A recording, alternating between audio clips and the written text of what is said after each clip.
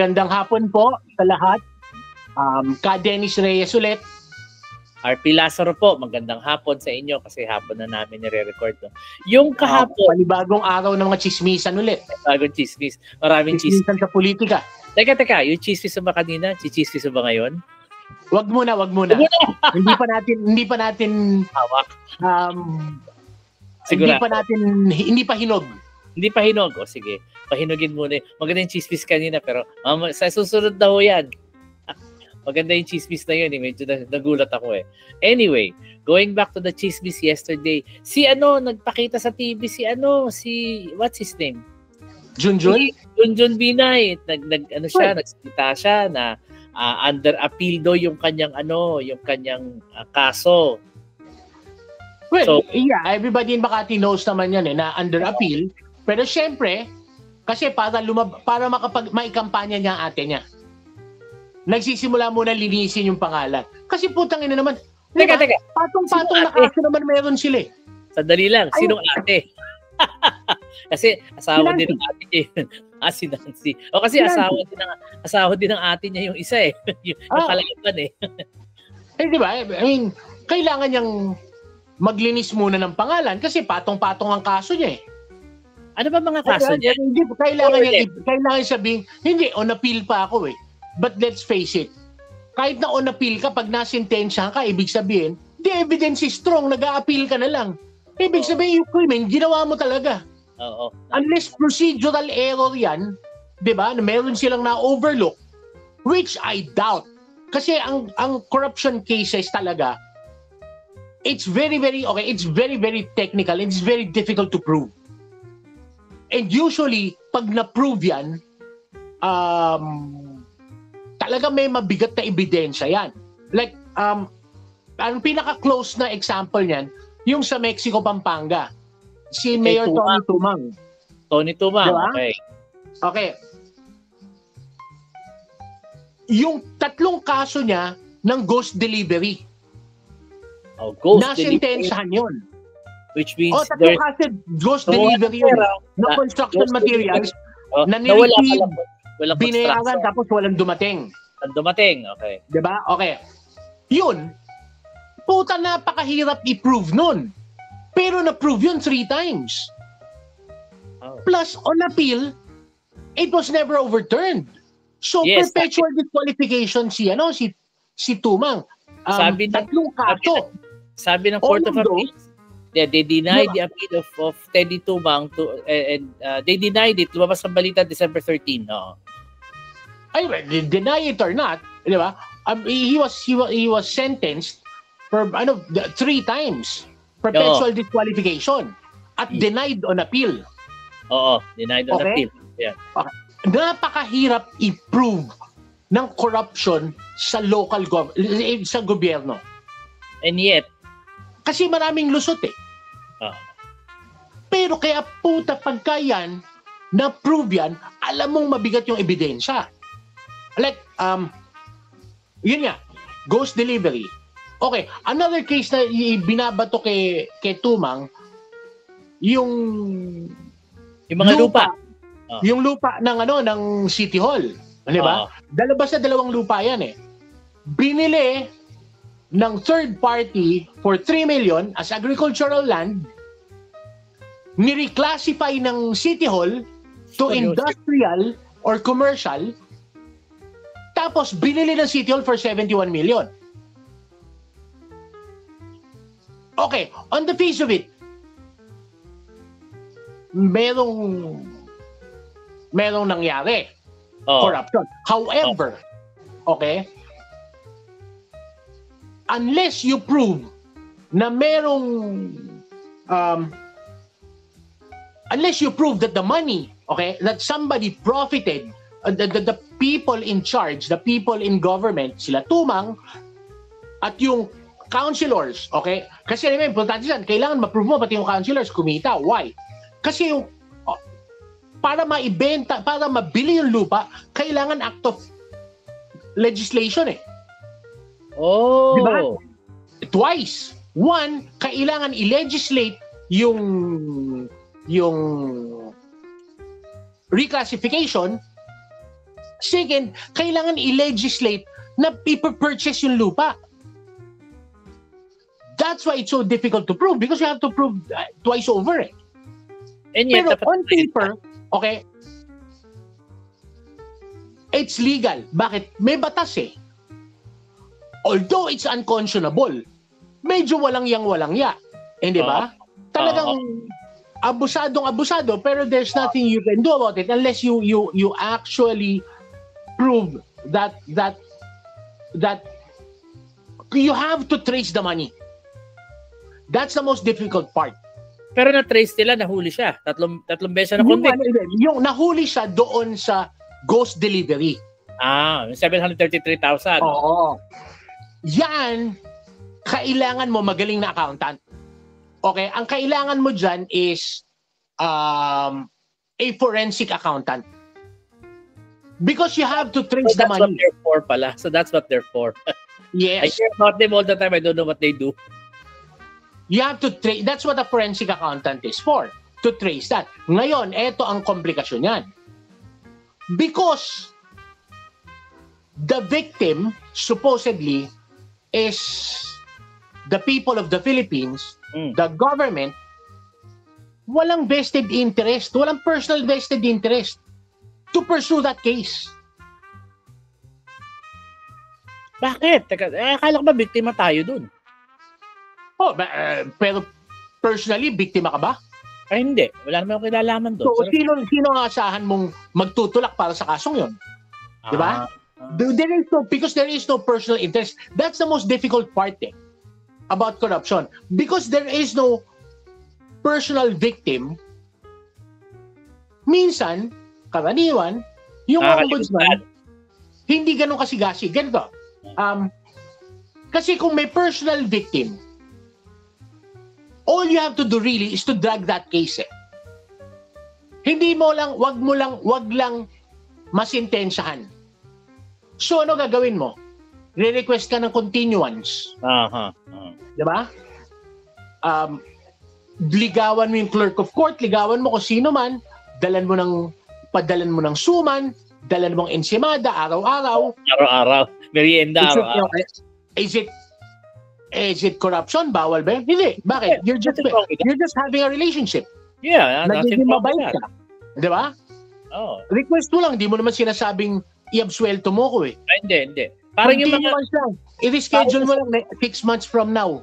Parang yung sa mga yung mga pinatay, may nagtutulak na pinatay asawa ko, nandiyan ng pamilya nagtutulak ng kaso. Ayun, meron yon, di ba? Yung walang pinatay, walang actual na person na ninakawan, walang vested interest to pursue the case.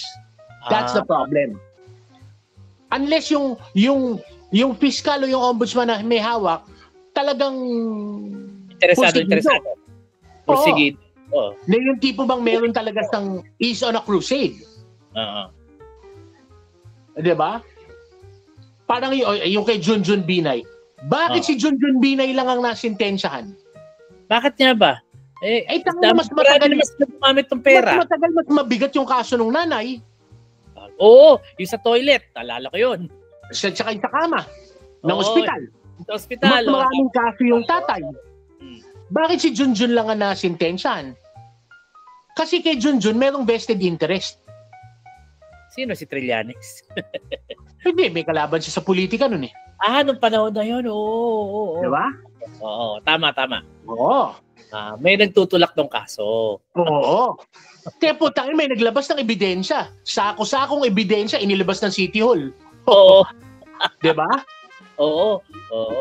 I remember that. Oo. Kaya siya nakasuhan. Oo. However, naman, mayroong mga corruption cases na open and shut. Yung sa mga Tulfo, the Tulfo brothers. I remember that. 60 million something. O yun, hindi open and shut yun. Di ba open and shut yun? Kasi na-open sila dun eh. May ebidensya, kailangan may mag-pursue nun eh. Ang open and shut case, yung sa DOE. Alin yung kay Kusi? Yung kay Kusi, yung Malampaya. Nako, open and shut ba yun? Open and shut yun. Ganito yan. regardless of whatever they say, na ang Malampaya wala ng resources, Malampaya wala ng gas, wala ng wala nang laman, no? Wala nang laman. They do not have the authority to sell government property. Totoo yan. Kasi syempre, hindi naman kanila yan. Hindi kanila yan. That needs an act of legislation. I see. Nawala. Ibig sabihin, they took it upon themselves para ibenta yun. Tapos after the fact, sabihin, hindi, wala nang silbi. Tangina mo, ano walang silbi? Kung talagang walang silbi yan, bakit hindi nyo pinadaan sa Congress? Oo nga, ba't tinago? Oo, hindi yan. It is not for you to decide. Because you are not a legislator. Di ba?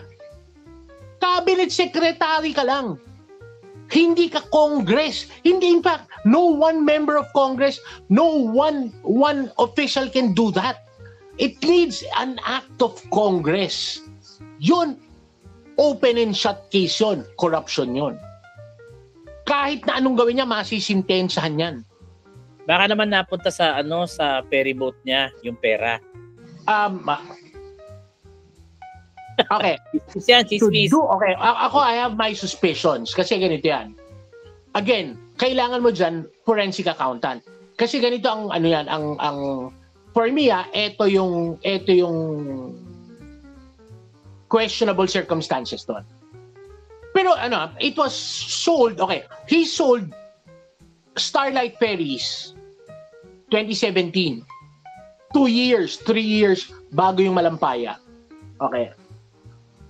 Bumili si Dennis Uy. Yung bumili ng Malampaya. Chelsea Holdings. Bumili ng Malampaya. Okay. At dito ang kailangan mo ng accountant. Okay. On paper, Starlight had, sabi nila, they had 13 ships. On paper. Okay. Meron sa 13 ships, 5 brand new. Oh, okay. Okay. Pero if you look closely, 4 of those ships, for at least 3 years, were simply parked. Hindi tumatakbo. Nakaparada lang. Okay, ito ibig sabihin nun. Hindi siya naka-dry dock, ha? Pag naka-dry dock, ibig sabihin nire-repair. Nakaparada, ibig sabihin walang spare parts, hindi pinagagawa, hindi bumabiyahe. Dead assets. Annapolis, Starlight, Pacific, Navigator. Nakaparada lang yan sa Batangas, sa Calapan, tsaka sa Rojas yata. Pier. Naka-parking, ganon? Oo. Nakaparada. Binagyo pa nga yung isa, lumubog. Mario Josep. Diba? Okay. So, ibig sabihin, dead asset yan. Dead assets hindi ginagamit. Dead asset yan. Okay. Yung 5 bagong barko, hindi naman binayaran ng cash yun eh. Naka-mortgage yun.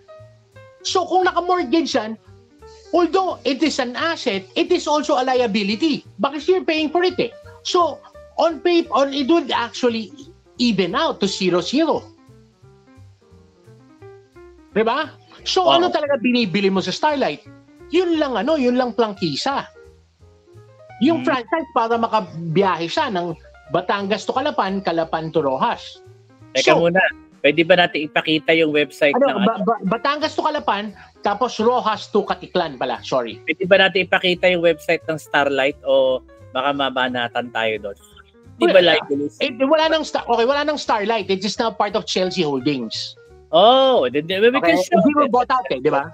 Let's just... He sold it when he divested. Di ba? Yan, that's what it looks like. Diba? Yan, para kilala nyo. Nag-divest siya. So actually, makikita merong article yan that he divested, that he sold Starlight. Okay? Ngayon, taking all that in consideration, is it really worth 3.8 billion? Which was the published selling price. Okay, this is where you need yung forensic accountant, di ba? Kasi titignan mo ngayon yung 5 previous years operation nung Starlight. Titignan mo ano ang reportage nila, ano ang mga ang nire-report nila sa BIR tsaka sa SEC. This Yung happened. income report, ang alam ko lugi yan.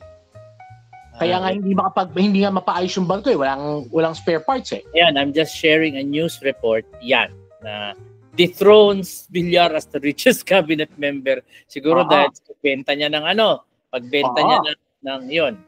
Yeah, di ba? Okay. Okay. So, pag ganun, ang suspicion doon is it was bought overpriced. Oh. It was overpriced. Pero at the time it was bought, mukha lang gago si Dennis Uy. Bumibili ka ng isang bagay masyadong mahal. Alam, oo. Baka marami siyang pera. Well, because there's nothing wrong with that. May nautusang mama eh. Naloko niya eh. Diba? Then a few years later, Malampaya was sold to the same person who bought the company from him overpriced. Si Supposedly Dennis Uy. overpriced. Si Dennis Uy. Okay. Dito ngayon yan, mahirap i-prove. Sa Pilipinas, wala tayong RICO statute unlike sa states. Kung sa states nangyari yan, I hear that on TV. What's a RICO statute? Racketeering. It's about racketeering and organized crime. Oh. Okay. Sa states, yung RICO statutes ang ginamit nila para basagin ng mafia. Because it was so difficult to prove racketeering. Yes. To prove it, kailangan titignan mo yung what comes after. So sa Pilipinas, wala nun, kaya it's so difficult to prove that. Pero yun ang suspicion about it. Pero dahil wala tayong RICO statute, that transaction, by all indications, is above board. Sige, let me share just this one. Go ahead. Diba? Para lang may ayan. Binenta kay Rason, by the way, after in 2022 binenta kay Rason. Yung Malampaya. Ni Chelsea, oo. Ayan. Kasi sa totoo lang, si Rason may pinakamagandang negosyo pagdating sa mga pantalan. Chef, siya lang naman nata gumagawa ng pantalan eh. TPSI, Buong mundo yan. So, nagko-consolidate yan. Meron siyang pantalan, mayaman. How much was Chelsea sold? I don't know how much was it sold. Pero it was not stated. Kasi alam ko, nalulugi eh. Oo, ang dami niyang binili mga puro palugi niya binibenta eh. Okay, another suspicion, okay. Ito ang lumalabas sa chismis. Okay, chismis. Sa Senado. That's why they're pursuing yung case sa ombudsman. May mga senador talagang tumututok. That selling Malampaya inutos. Inutos? Yes. Okay. Inutos ng amo ni Digong. Sino? Si Jinping. Sino ba amo ni Digong? China. Yes. Si Jinping. At si Dennis Uy was only a front. That the Malampaya sale was a part of a huge conspiracy to acquire Philippine property para lumiit uli ang teritoryo ng Pilipinas. Ay, hayop. Yun ang suspicion, except nobody could prove it. Because look at it this way. Definitely, hindi bobo si Kusi. Alam niya na yung ginagawa niya, kaya pagka binenta niya yung asset niyan, kailangan meron niyang legislation. Dapat yan may authority to sell. Which he did not have. Yet. Di ba? He proceeded with the sale. At ang tapang pa niya. They were on the attack. Di ba? Sila nagsasabi na puta, binenta namin to, wala nang laman yan eh. Lugi pa gobyerno, kumita pa tayo dyan. Ganyan. They were skirting the fact that they did not have the authority to sell that. Pero hindi sila nakasuhan. Ha? Hindi sila nakasuhan. Nakasuhan sila ngayon, di ba? Ngayon na lang. Ngayon na lang. Siyempre kasi, okay, sila nakaupo nun eh.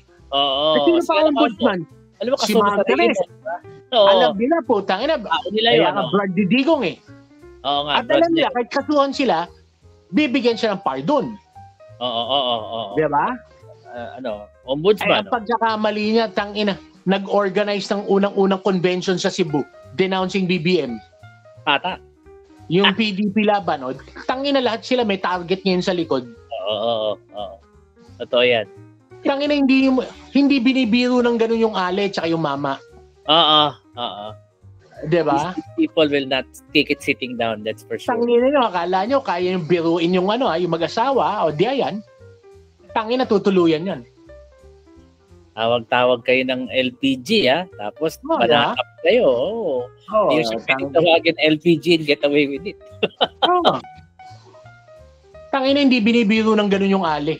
Lalo na yung Ale, abogado yun di ba?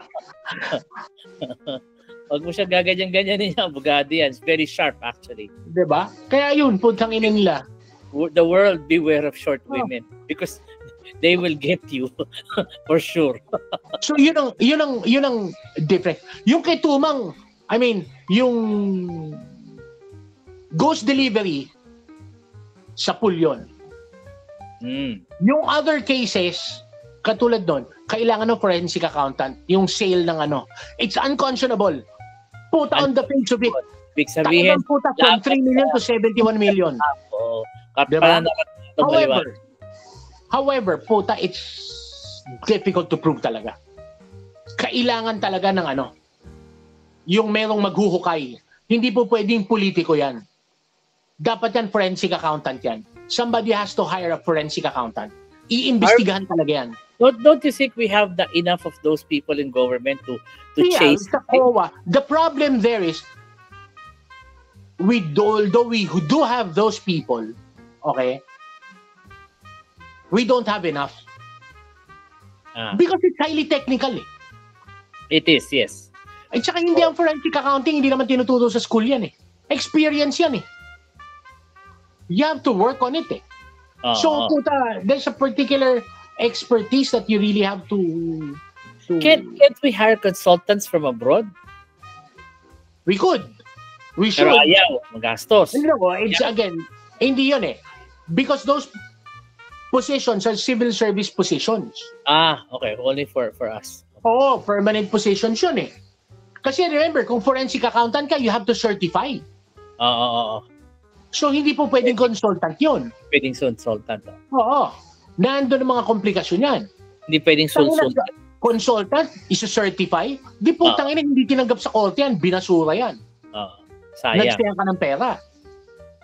So, we really do not have enough people to perform those functions, and that's the sad truth about it. So do you think they'll ever get around to that?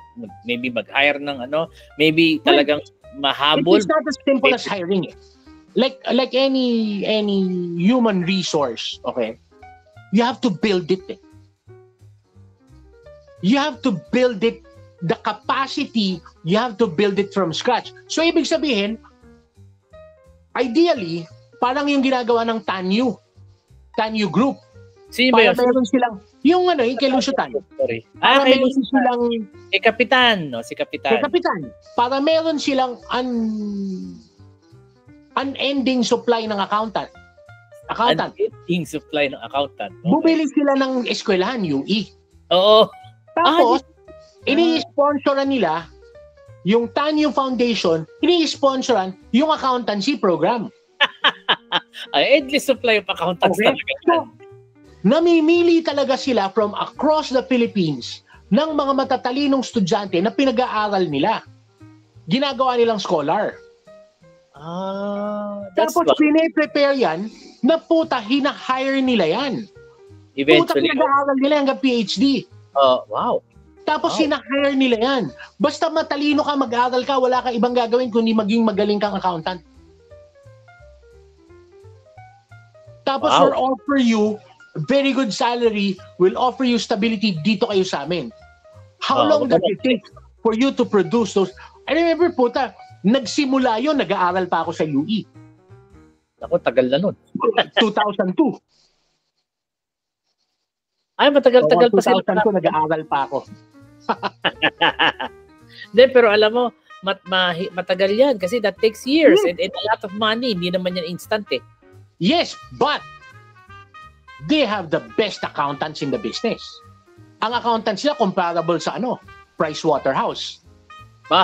PricewaterhouseCooper. Tangina, ang accountant nila, ganun nakagagaling, hindi kailangan mag-tuition sa SGB University. SGB, may mga din yan, may mga sponsor din yan. Pero diba, among accountants ang sinasabi, to be a good accountant, mag-enroll ka sa SGB University. Ibig sabihin, magpapaalipin ka ng 2 taon. Papaalipin ka ng mababa sweldo, ilang taon ka nandun. Oo.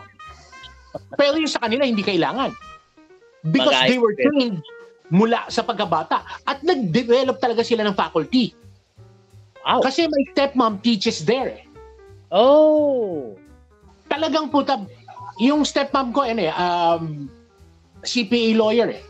At meron siyang hawak na isang division ng sa accountancy program. Ano nga ba? I forgot pero yung mga higher accounting. So, yung ganun talagang nag-invest din sila sa faculty. Even their faculty homegrown.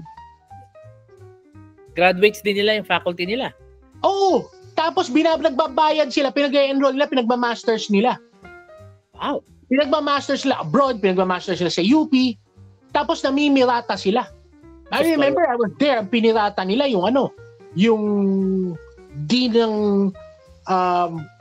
graduate school ng UP. Si Dr. Maminta. They really were investing in faculty, in administration, in order to develop and invest in future accountants. See, that's the thing that we have to do across the board. If we want to have very good civil servants. Tama naman. Talaga magde-develop tayo. Kailangan natin mag-develop education. Well, si Hindi SM... po pwedeng putangin ng DepEd secretary mo yung mga tipo ni Sarah. Oo, totoo yan. No, actually, ginagawa yan ng si SM is investing into NU. Ngayon, ang gaganda ng campus ng NU. They're really putting money into this school. NU. Nag-i-invest talaga sila. Graduates, totoo naman. Di ba? The best universities really are investing. But the thing there is, these are private institutions. Dapat gobyerno gumagawa. The government then has to invest. Puta kayo, let's face it. UP na lang, PUP na lang, puta kulang sa resources . Totoo yan. Diba? Oo. UP lalo. Teacher doon. Diyos ko, babaras. Ang UP, kumpara sa PUP, UP mas malaki pondo. Kasi socialized tuition fee na sa UP . It's been that way when I left . Diba? It has to be done across the board. Totoo And yan. the thing is, kailangan din baguhin values ng tao. Tsaka dapat, ang eskwelahan, hindi hindi kuha ng mga Chinese students. Ano ba yung eskwelahan na yung sa Cagayan Valley na puro i-check ang estudyante? Sus Maria Josep, puro mga militia yata yung mga estudyante nila doon. Well, because it's a private institution. Pagka private institution, gusto mo yung nagbabayad. Teka muna, di ba Cagayan State something yun? Private ba yun? Cagayan State ba? Yung kumuha ng mga... Siyempre, putang ina, niyayari na yun. Ayan, sa Cagayan. Ayan, the thing there is, there are a lot of problems. But more than anything, corruption issue for me is a values problem. It's a moral values question. Kaya may ganyan because we have weak morals. More than it's also both, although it's a moral issue, more than just a simple economic issue. Yeah, that's actually true. Medyo totoo yan. Ayan, they're getting Chinese students and naging issue yan. And alam mo, pinoprotektahan pa yan nung silbing governor nila nasa Quadcom, nakita ko. And he was saying na okay lang. May kumikita . May kumikita . Kasi pag, foreign students pay more tuition than regular students . Mas mataas ang tuition fee palagi ng foreign students in any school. Yeah. May kumikita . May kumikita, Diba? And the thing is, kailangan kumita. Bakit? Mahirap din ang buhay sa Pilipinas eh. Oo, totoo yan. So, di ba? Madaling ikondena pero masisisi mo ba? At the end of the day, medyo, di ba? Hindi mo rin You have to understand, to solve the problem, you have to understand the problem. Daputa pag kumakalamang sikmura, Poverty is complex patukto to understand kasi. That's poverty for you eh. It makes people do things kahit na ayaw nila, kahit mali. Alam mo yun, hindi mo na alam kung nag-i-enjoy sila o hindi, but they'll do it anyway. Actually, ito, more than the poverty, it is the issue of seeing, tangina itong ibang, they're taking a piece of the pie, I should get mine too. Diba? At saka wala namang nakikitang penalties eh.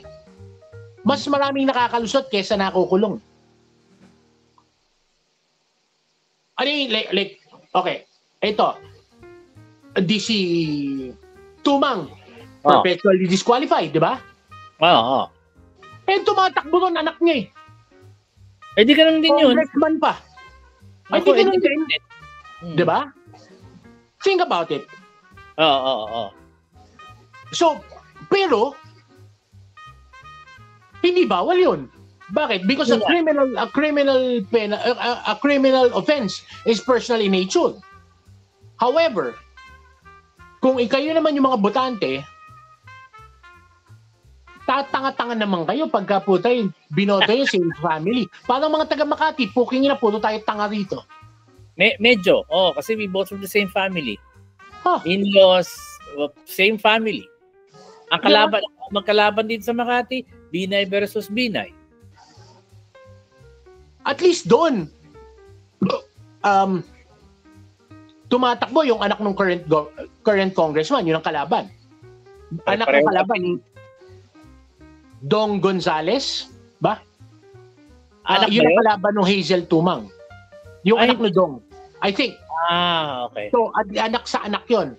Pero again, medyo there's gotta be something wrong. Because nagkaroon pa ng lakas.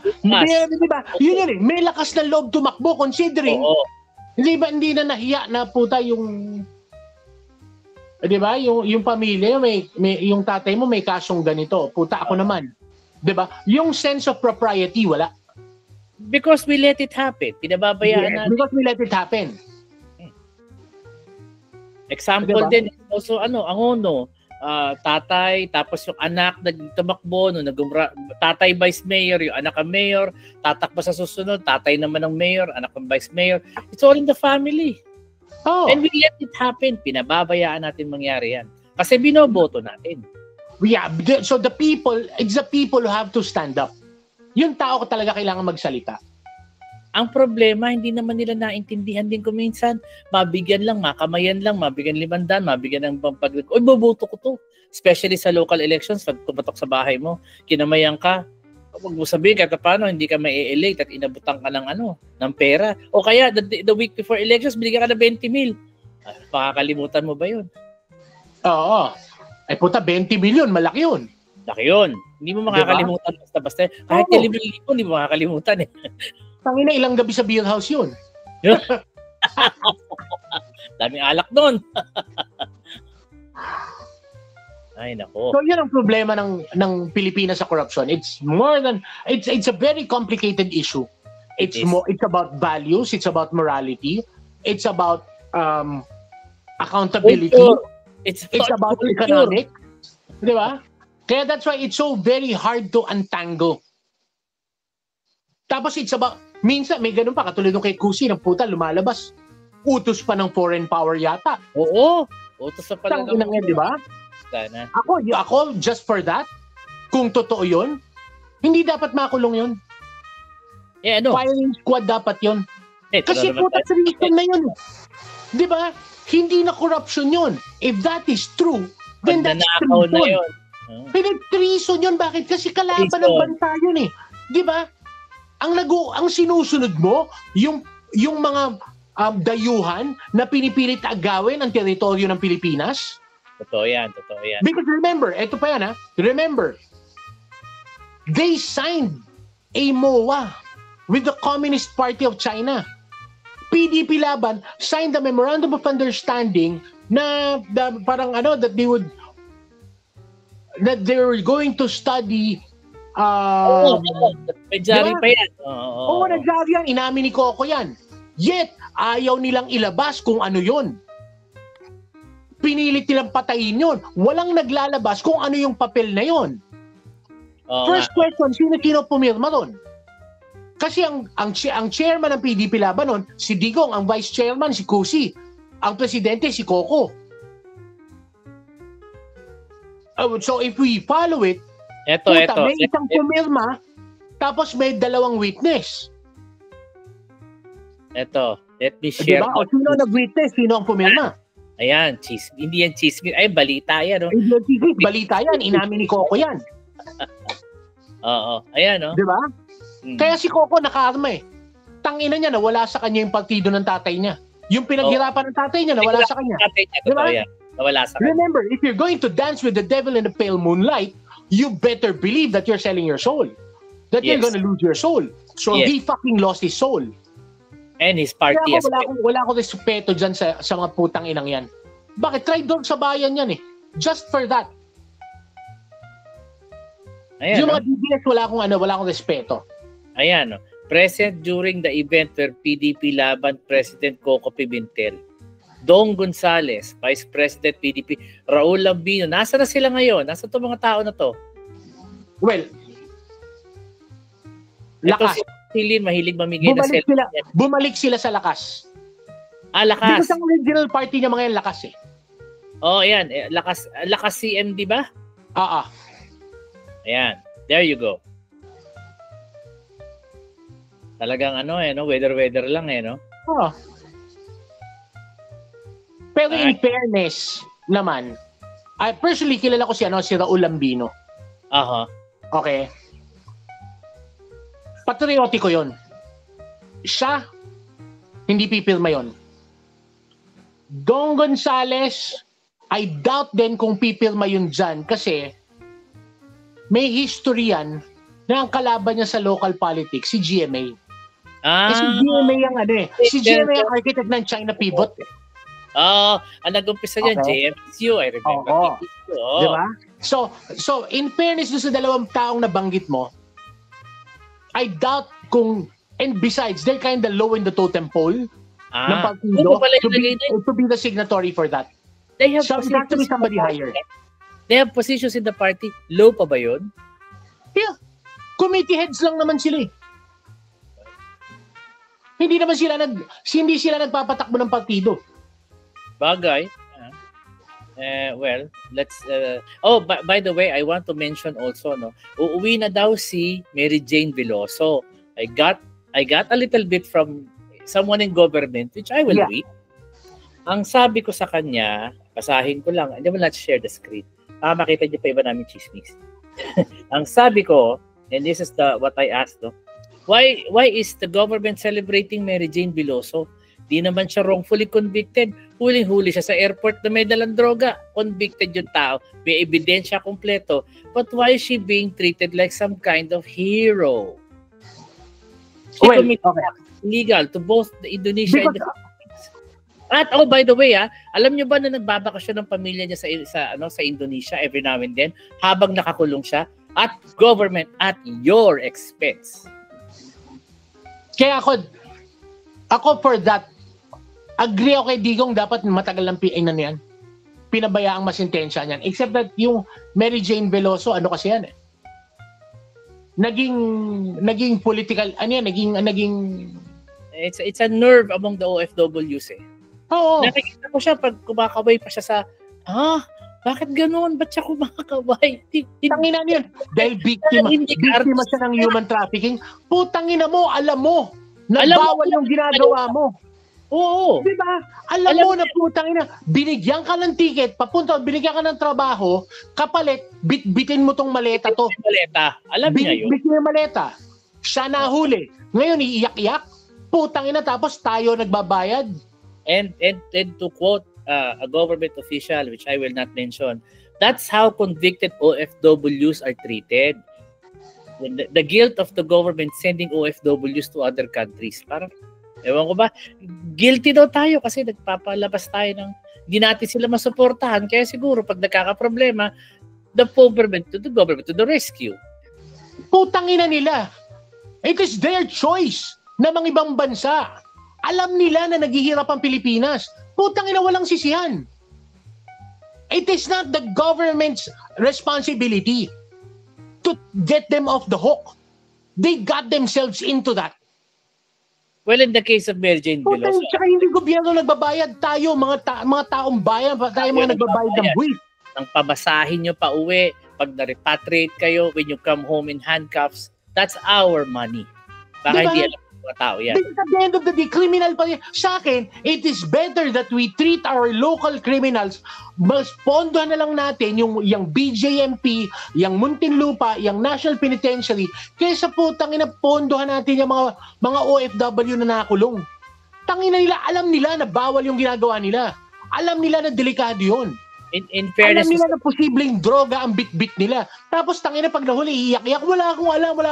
Tangina mo, alam mo. pero Alam mo na nung pinadala ko doon, dahil alam mo na hindi ka qualified na magtrabaho abroad.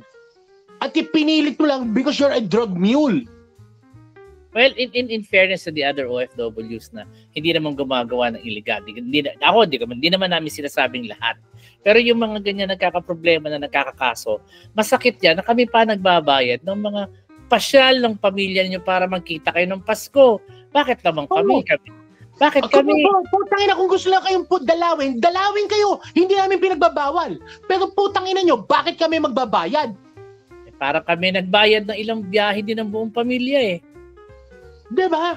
Nakakainit ng ulo yun. Tangina ka, kriminal ka, gumawa ka ng krimen, tapos kami magbabayad ng dalaw ng pamilya mo? Puta, di bayaran ko na lang yung puta pagkain ng mga kriminal dito, yung mga taong nagugutom. Inaagaw mo sa inaagaw mo yung benepisyo na dapat pinakakain natin doon sa mga batang paslit na nasa kalsada, imbis na pinapakain doon, puta, pinambabayad namin para yung pamilya mo, dalawin ka dyan, kriminal ka. Eto, That is how I see it. Yun ang nakakainit ng ulo ron. let me show that story para may ayan. Lahat sila, clemency, sige, bakit hindi? Actually, ako as Filipino, I'm happy na hindi na siya mapapiring squad. Pero kasi, pag uwi niya dito, she needs to serve her term. Tinan mo na ba? Cancel their trip to Indonesia. Kasi ilang beses na nila ginagawa yan. Ayan ba nagbabayad yan or what? But definitely, there's a government official has confirmed it is taxpayers' money. Oh. 'Di ba? Yun ang mabigat doon. Puta, and it's something that we can barely afford. Yes. So, yan. 'Di ba? Why repatriate? Sa akin, okay, di mag-file na request na kung papayag kayo, dito na lang sa amin i-serve yung sentence. It is better that the Philippine government first sign a treaty. 'Di ba? Na i-repatriate yung mga yan. Na dito mag-serve ng sentence. Pero absent that treaty, why do we have to spend? Yeah, Why do you have to spend for her family to visit her? Kasi eleksyon na eh. Tangina nyo, ilang boto lang yan. Mga politiko. Di ba? Ilang boto lang yan.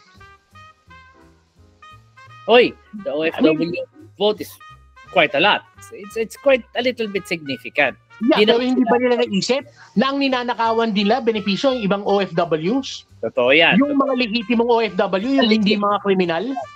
Yung mga nag-abroad ng matino? Nagtatrabaho ng matino? Hindi naman ginagasasan ng gobyerno para magbakasyon ng pamilya nila doon. Para dalawin sila. Mga maaayos. Who haven't seen their families in decades. Pero ayun ganyan. Puta, kriminal yan. Hindi dapat ginagastusan yan. Panahon pa ni Pino yan na nililigawan nila Indonesia. Wag yung patayin. Panahon pa ni Pino yun, di ba? Kasi 15 years na eh. So, nakakadalawang ano ba naman, so huwag niyong patayin, ikulong niyo na lang. Kulong nyo na lang. Eh, syempre, ewan ko sa kanila, baka magastos siguro. Bakit kailangan nyo pang iuwi rito at our expense? Bakit kailangan pang dalawin? Well, hindi namin sinasabi sa pamilyang wag nyo dalawin. Pero tangina nyo, wag kami pagbayarin nyo. 32% ho ng sahod ko kinukuha ng gobyerno. Ayan lang, hindi lang ako, everybody else who works. Kasi automatic, kinukuha ng gobyerno yung buwis namin. Wala kaming kalaban-laban kung saan dadalhin. Oh. We have families who work there. Bakit hindi kami maligre? Hindi naman kriminal yung kamag-anak ko. Diba? Yun yung masaklap. Kasi sabihin nila, I mean, walang kaalam, walang kamuwang-muwang. Ulul ka ba? Alam mo na puta may switching, na may pinadadala sa yung bagahe. Oo. Na ano talaga siya, huli talaga, red-handed yan eh. Pag sa airport, pagbukas, ano yan. Actually, diba? wala dapat debate doon eh. Kasi puta, di ba? Alam mo na hindi iyo yung bagahe. Bakit mo dadalhin? Kasi yun yung kapalit para magkatrabaho ka. Malaki yata ang bigay sa kasi yung trabaho, tsaka may bayad dyan na malaki. Binayaran ka ng malaki. Mule? Drug mule, puta, papayag ka na walang pera. Bayad dyan. Meron mag-asawa na recruit sa kanya, tapos yun ang kumukuha yata ng pera, tapos siya binibilan siya para Cebu Pacific lang yata, tapos sa Yogyakarta pa yung airport niya, yung secondary airport, hindi pa yung major airport sa Jakarta, doon siya dumadaan, and she has done it 4 times bago daw siya nahuli. Puta, ibig sabihin, alam niya yung ginagawa niya. Alam niya. Alam niya, drug mule yan. Diba? Pwede hindi ko alam. Hindi yan inosenteng tao. That's true. Yeah. Diba? Tapos puta ganyan, sinasayang natin ang resources natin sa ganyang klaseng tao. Eh, ang daming naghihirap dito, ang daming gutom. Ang daming deserving ng assistance, mga estudyante, pinag-aaral, mga walang... actually, mas maluwag sa loob ko ibigay sa 4-piece. Sa totoo lang. Mas maluwag sa... Ibigay ko lang sa 4-piece kaysa ibigay ko dyan. Oo. At least sa 4-piece, tangina, napupunta sa tong-its. Ayan, tanginan, gumagawa pa ng krimen sa ibang lugar. Oo, nagkakalat pa. Diba, nagkakalat pa, putang ina ngayon, tapos pati pamilya nila, puta, iiyak-iyak, puta. Kailangan natin ipadala ron. Lahat naman tayo. Nagbabayad. Oo. Okay na, wag nyo lang patayin, tangina, ikulong nyo kahit habang buhay. Okay na yun. Basta, okay na lang mapunta sa tong puta, bakit kailangan pang i-repatriate na puta kami magbabayad? Political yan eh, obvious ba? Alam naman And natin. that's what's wrong about it. Yes. It's a political move. Because it's a political move. The government's love for the Velosos, it's a political move. It's election season. Yes. It's a political move. It's bullshit talaga. It's election season. The wonders of elections, how it makes things happen, the magic of election season, how wrong becomes right and right becomes wrong. Yan ang totoo dyan. Election eh. Election. Tangina, mga Pilipino, tanga-tanga eh. Boboto ng corrupt. Boboto ng pamilya na magnanakaw. Tapos iiyak. Bakit ka ganyan? Binoto niya yan eh. Oo, di ba? Alam mo ba na marami sa mga botante ni Digong, marami, yung mga namatay sa drug war, mga botante niya yun. Botante niya. Dapat yun. Hindi, I mean, I'm sorry, pero buta nakakapangilabot na 30,000 tao ang pinatay. Alam mo, yan ang maganda natin pag-usapan next episode. Yes, I would agree. Kasi mukhang matatapos na ang Quadcom eh. So we need to refresh people's memories. Para lang hindi niyo makakalimutan yung ginawa sa atin. Kasi madaling makalimutan. Lalo na ngayon, ako for me, ang daming game changer ngayon eh. Yung Quadcom, yung iniimbestigan sila Sara, yung ICC, sila Tumang, mga ganyan. Yung decision kay Atom Arroyo. Yun ang pinakamalaking game changer for me. Kasi alam niyan, pet hate kaya mga DD shits eh. Ako yan ang gusto, then discuss natin next time yung game changer, yung decision kay Atom Arroyo. Suddenly, because may accountability na. Medyo may isi-share pa ako ilang mga bali-balita dyan sa susunod na episode about about yung kinalaban ni Atom Arroyo. Marami yung NTFL CAC na yan, putang. Hindi ko maintindihan yan. But that's another story kasi parang ginawang cash cow no? Pero let's not take anything away. Oo naman, cash cow yan. Kaya nga bumalimbing yung ali. Huwag tayo maglokohan, cash cow yan Excuse yan to get funds. Pero that's why they have to be accountable. They will be. We've heard a few chismis that they just will be. So, okay. Ako, tagal na. May isang oras na tayo. Sige. Thank you. Salamat. Thank you. Maraming salamat. Maraming salamat sa mga nag-aksaya ng panahong panoorin kami. At pakinig sa amin. Sana hindi kayo magsawa. Nagkakatal pa kami ng chismis. Sana nag-enjoy kayo sa mga ulula namin.